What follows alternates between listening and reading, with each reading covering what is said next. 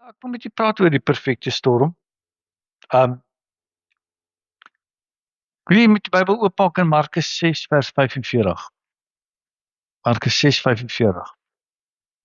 Dadelik het hy sy disippels gedwing, Engelse woord sê constrained them, forceer hulle om in die skei te klim en vooruit te vaar na die oorkant, na Betsaida, onderwyl hy die skare sou wegstuur. Nou, net vir hierdie gedeelte is Jesus besig om die 5000 mense te voed, 5000 mans. Vrouens, kinders word nie getel nie, so ons kyk na omtrent 15000 mense. En die disippels was moeg. En ons stel hierdie storie op in Markus 6 vers 46.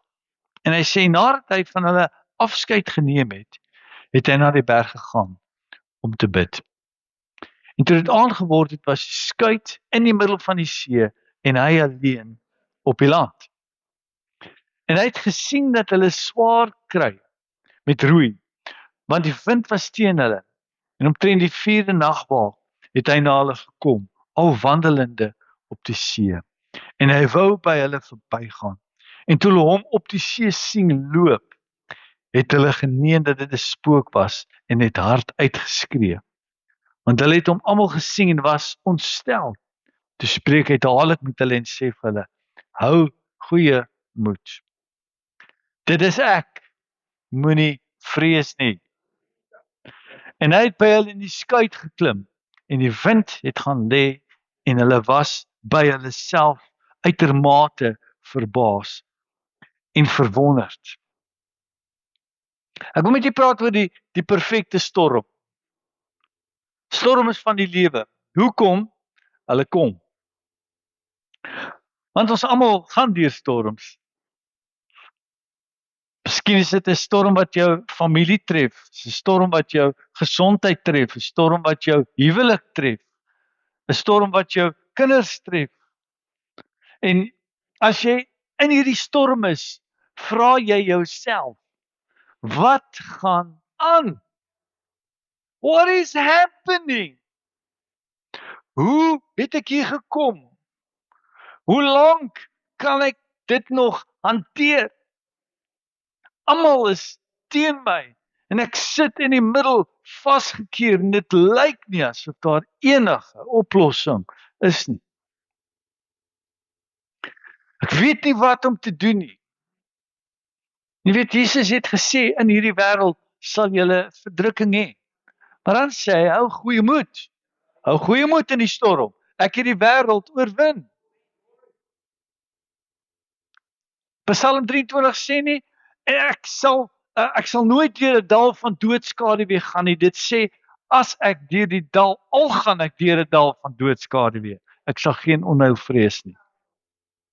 Die rede hoekom storms kom, wil ek met u deel vanoggend, sodat jy dit kan verstaan. Dis 'n goeie vraag. En die Bybel leer ons dat daar 2 tipe storms is. 2 tipe storms. In die Ou Testament, en as ek dink aan nie in die Ou Testament en in die Nuwe Testament. Dis die grootste storms in die Bybel. En in die Ou Testament dink ek aan die storm van Jona.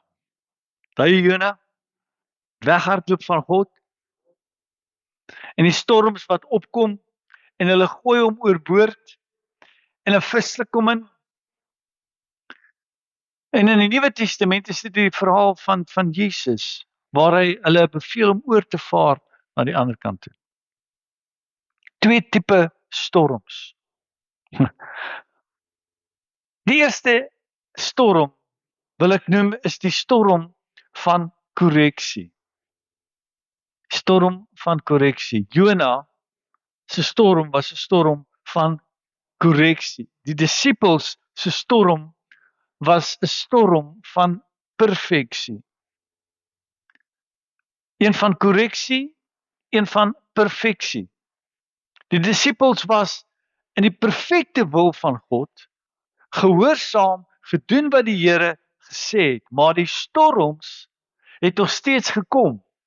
Maar hierdie storm het hulle geloof versterk. Maar Jonas sin was uit die wil van God uit. Hy was deur 'n storm van korreksie nadat hy gerebelleer het teen God, weggehardloop het van God, terwyl die disippels in 'n storm van perfeksie was in die wil van God. Storms kom, of jy in die wil is of uit die wil is van God. Die disippels was in die wil van God.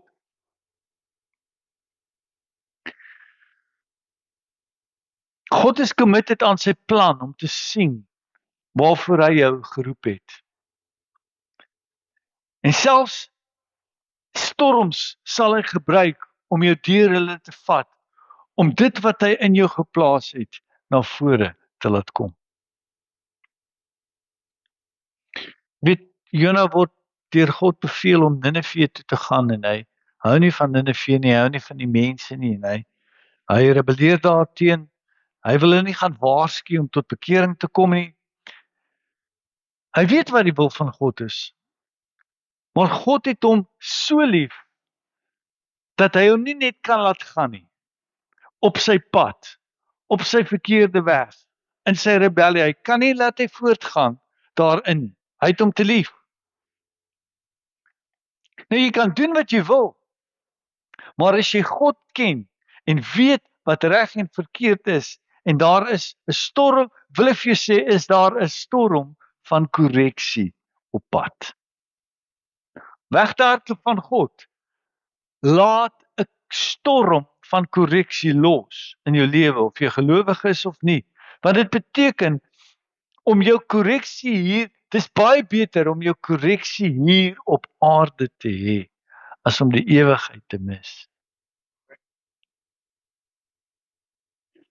Matteus 18 vers 18 sê: En as jou hand of jou voet jou laat struikel, kap dit af, gooi dit weg van jou af. Dis vir jou beter om in die lewe in te gaan krepeel of vermink, as om 2 hande, 2 voete te hê en in die ewige vuur gewerp te word. En as jou oog jou laat struikel, ruk dit uit en werp dit weg van jou af. Want dit is vir jou beter om met 1 oog in die lewe in te gaan, as om 2 oë te hê en in die helse vuur gewerp te word. Jona het op 'n boot geklim in die verkeerde rigting. En hy het geweet wat die wil van God is. En die Here stuur 'n wind. En die golwe het teen die boot aangevorm, uitgebars dat dit wou sink. So hier is wat ek wil hê jy moet weet. As jy in 'n storm is die eerste vraag wat jy jouself moet vra is: hoe het ek hier gekom?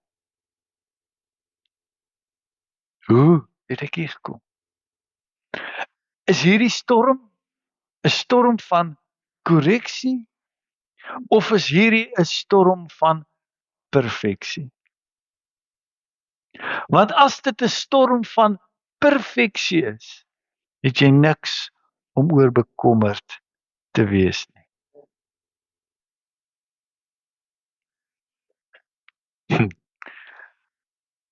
En Jona, die manne vat vir Jona, hulle gooi hom oor boord en want hulle is ervare skippers en hulle sien wat besig is om te gebeur. Die winde waai al hoe sterker. Hulle begin eers alles oorboord te gooi wat hulle kon om die skip ligter te maak. En die Bybel sê Jona was aan die slaap. Met ander woorde, Jona was gemaklik om uit die wil van God te wees. Hy was gemaklik in sy rebellie. Hy was aan die slaap in die middel van die storm. En hulle maak hom wakker en sê Jona, jy het nodig om te bid. Bid tot jou God. En Jona het onmiddellik geweet dat dit die Here is. Dat dit sy skuld is. Hierdie storm gebeur met ons almal, want ons is uit die wil van God. En hy self sê, gooi my in die see, en onmiddellik, toe hulle dit doen, het die storm bedaar. en 'n vis het gekom en Jona ingesluk. En dieselfde oomblik, toe hy uitgegooi word, oorboord gaan, toe reël God 'n vis om hom in te sluk. Want God is al lankal besig om voorsiening te maak. Vir wanneer jy besluit om terug te draai na hom toe. Daar is 'n vis vir elkeen van ons. En ek hou daarvan dat die Bybel sê Jona het onmiddellik besluit om God te gehoorsaam. Onmiddellik toe hulle hom wakker maak. Onmiddellik het hy geweet en onmiddellik het hy oorboord gegaan. En onmiddellik het God die vis voorberei in sy wil. So onthou die onmiddellik in die eerste storm. Want daar is ook 'n onmiddellik in die tweede storm.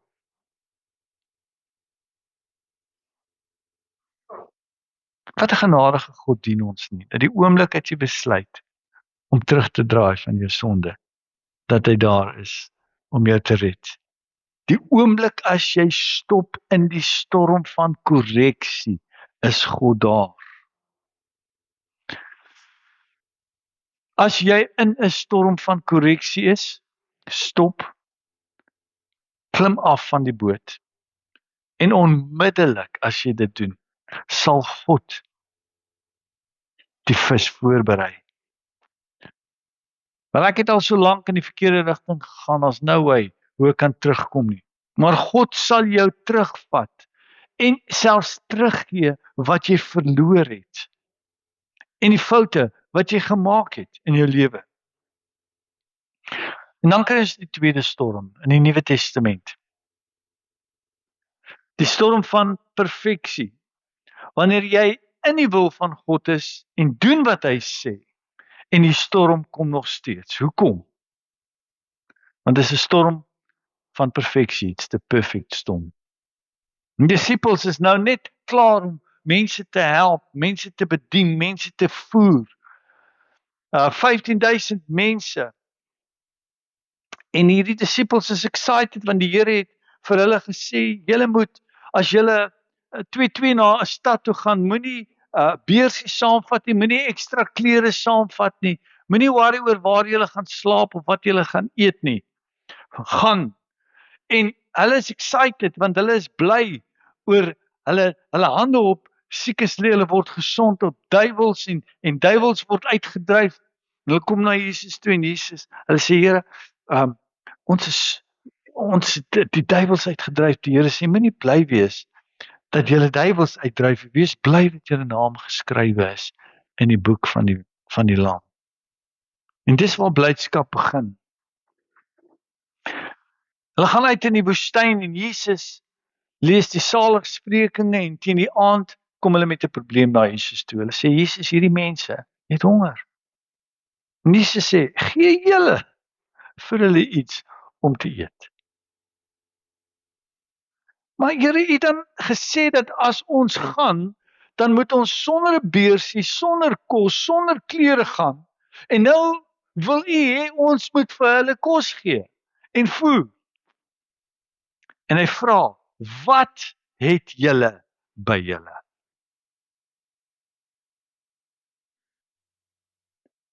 Twee broodjies, nee, twee visies, 5 broodjies. Het ek dit reg? Dis wat ons sê, want die wonderwerk is nie in wat jy het nie. Ekskuus tog. Die wonderwerk is nie in wat jy nie het nie. Die wonderwerk is in dit wat jy het. Die bietjie wat jy het. En hy breek dit en hy breek dit en dit voer 15,000 mense en 12 mandjies bly oor. En 12 mense voer 15,000 mense en dis vermoeiende werk. En die een hou nie van witbrood nie. Daai een hou nie van breinbrood nie. Amen. En ek bedoel, nou gaan hulle van duiwels uitdryf na kelners, na waiters. En ure na hulle die mense gevoer het, en hulle is moeg en wil gaan slaap, toe sê Jesus, tel gou al die broodstukkies op, want ons kan nie mors nie. En hulle 12 mandjies vol op. En toe hulle klaar is, sê Jesus vir hulle, vaar oor na die ander kant toe. Klim in die boot. En die Bybel sê daar, ons het dit gelees, en he constrained them. Hy het hulle gedwing om in die boot te klim. En die disippels is nie, hulle is ervare vissermanne, hulle weet, die wind het opgesteek, hulle weet, hierdie gaan 'n storm kom. En hulle probeer Jesus oortuig, maar Jesus dwing hulle om in die boot te klim. En toe hulle uitvaar, sê die skrif, in die perfekte wil van God, en gehoorsaam is, al wou hulle nie, en hulle vaar reg in die storm in. Span die seile teen die wind, en die storm is besig om op te tel. Die eerste vraag wat jy jou moet vra in 'n storm, is hierdie 'n storm van korreksie, of is dit 'n storm van perfeksie? Want as jy in die wil van God is, then you don't have to worry. Ek doen die regte ding. Ek is gehoorsaam aan God. Ek soek sy wil. Ek bly in sy wil.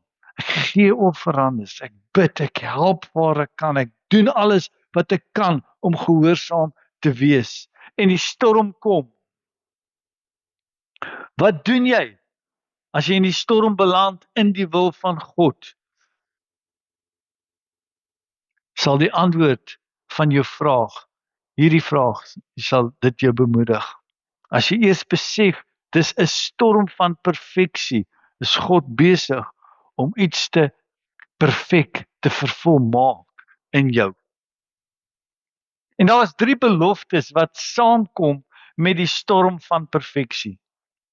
Die heel eerste ding is, Jesus gaan uit na die berg om wat te gaan doen? Om te gaan bid. Te gaan bid. Want as jy in hierdie storm is, wat jy nie kan glo gebeur met jou nie, in die wil van God, is Jesus besig om vir jou te bid. Romeine 8:34 sê, wie is dit wat veroordeel? Christus is dit wat gesterf het, meer nog, wat ook opgewek is, wat ook aan die regterhand van God is, wat ook vir ons intree. Wie sal ons skei van die liefde van Christus? Verdrukking, benoudheid, vervolging, honger, naaktheid, gevaar of swaar. En as jy jou in hierdie storm bevind, en jy is moeg van goed doen, en moeg om te help, en jy veg, is Jesus besig om vir jou te bid. Jesus sê in Lukas 22, hy sê, Simon, Simon, kyk, die Satan het vurig begeer om julle soos koring te sif, maar ek het vir jou gebid. Is dit nie nice dat die Here vir ons bid nie? Vir lewe om vir ons in te tree, dat jou geloof nie ophou nie. Ek bid nie dat daar geen storm sal wees nie, maar ek bid dat jou geloof jou deur hierdie storm sal vat.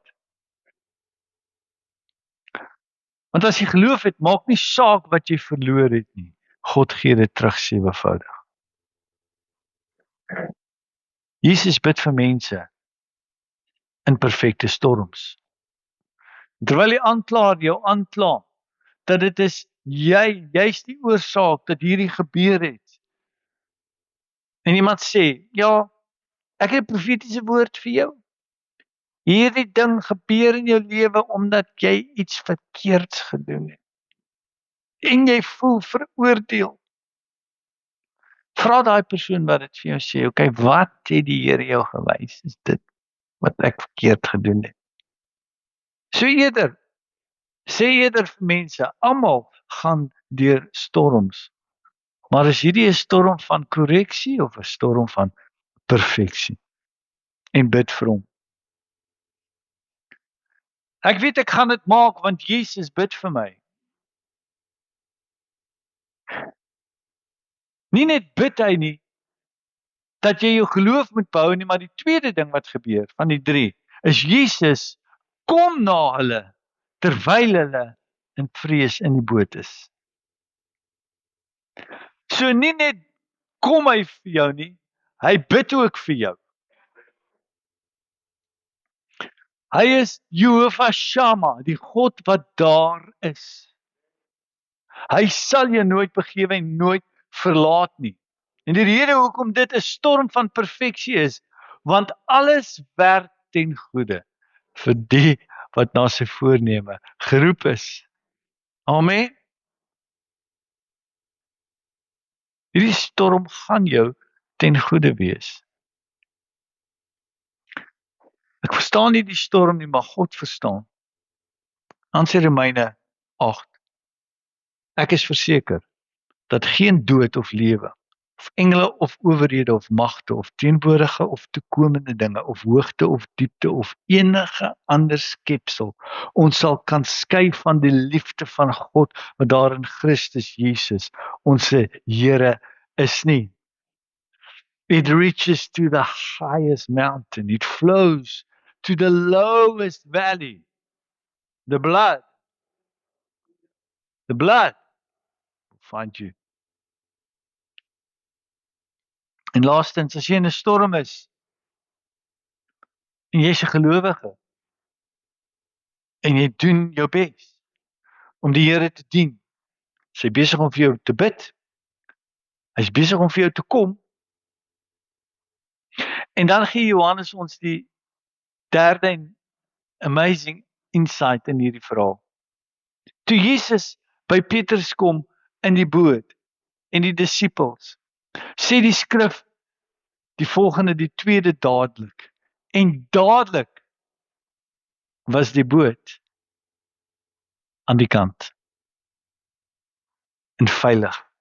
Is dit nie amazing nie? En dadelik is hulle veilig. En sien, hier is die tweede ding. Die tweede dadelik in hierdie storm. As jy in 'n storm van perfeksie is, deur seisoene van waarom gaan, en jy moeg en uitgeput en bevrees is, bring hy jou na 'n veilige hawe. Skrif sê en dadelik was hulle in die hawe. Want ek het Jesus wat vir my bid. Ek het Jesus wat vir my kom. Ek het geloof wat hy versterk. En dan vat hy my deur die storm, ander kant uit. En hulle wonder, hoe het hoe, mense sal kyk na jou en sê, hoe het jy dit gedoen? En God kry die heerlikheid en die glorie uit jou story. He gets the glory in your story. Amen. It's the perfect storm.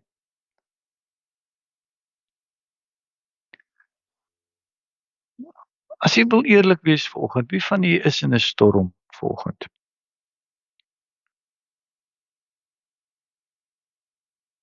Hy bid vir jou. Hy kom vir jou. Hy sê jou vat na 'n veilige hawe. Onmiddellik. Onmiddellik.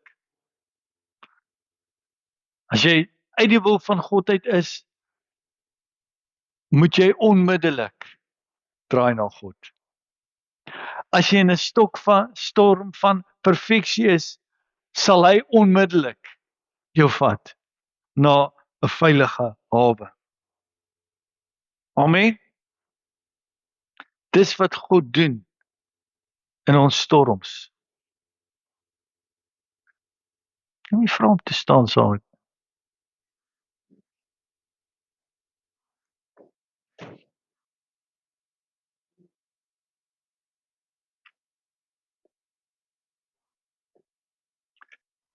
Halleluja.